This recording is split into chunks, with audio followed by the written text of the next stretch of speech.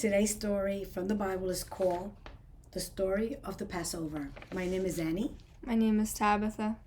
In our Bible class today, we will see that Pharaoh, the king of Egypt, will be punished by God because of his wicked ways. It just hurts me to hear the word wicked. God has spoken to Moses from a burning bush and told him to go to Pharaoh and tell him to set his people free. Tabitha, who was God referring to? God was referring to the Jews that Pharaoh had enslaved in Egypt for many years. Isn't that awful? To actually take people and make them your slaves when we are all God's children and we are all created equal. Moses and his brother Aaron went to see Pharaoh and asked him to set God's people free. But Pharaoh said no. He said, "I will not let them go." God began to send terrible plagues on Egypt. When God sent one of his plagues, Pharaoh would tell Moses that if God would make it go away, he would let his people go. After God made the plague go away, Pharaoh would change his mind and refuse to let the people go. Again, he lied. It's just awful. He goes and he lies and lies and lies. God is not asking for anything that's wrong. God is saying, set the people free. Set my people free. But Pharaoh prefers to keep them as slaves. That is not right. God continued to send plagues upon Egypt. How many plagues did God send, Tabitha? There were 10 plagues. The final plague was the worst of all. God told Moses to tell Pharaoh that the last plague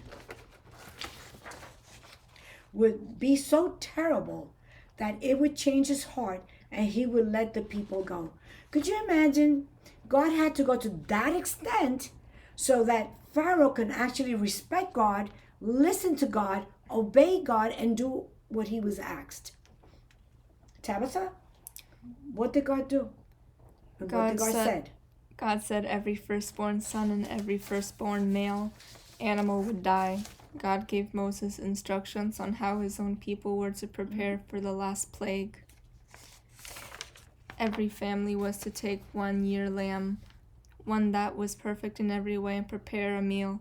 After the meal was prepared, take the blood from the lamb and smear it on the sides and tops of the doorway of their house. If you see about the lamb, think about the lamb. God didn't say slaughter this lamb and forget about it. God said eat it. It's an animal that we humans eat. And God said, eat the lamb and then take the blood and smeared it on the front of the house.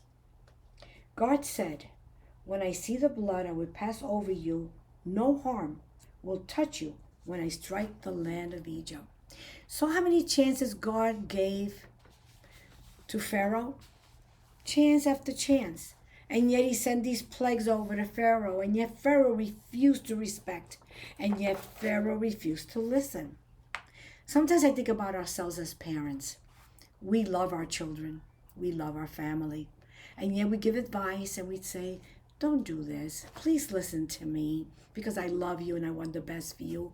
And yet somehow the children sometimes don't want to listen. But in the end, you will listen because you know that we love you. Just like God loved Egypt, the people of Egypt. He even loved Pharaoh. He never meant to hurt Pharaoh. But Pharaoh continued not to listen, not to respect.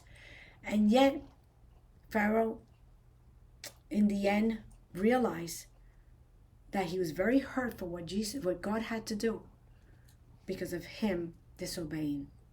Children, this is the end of our story. I hope you enjoy it, and we'll see you another day. Bye now. Bye.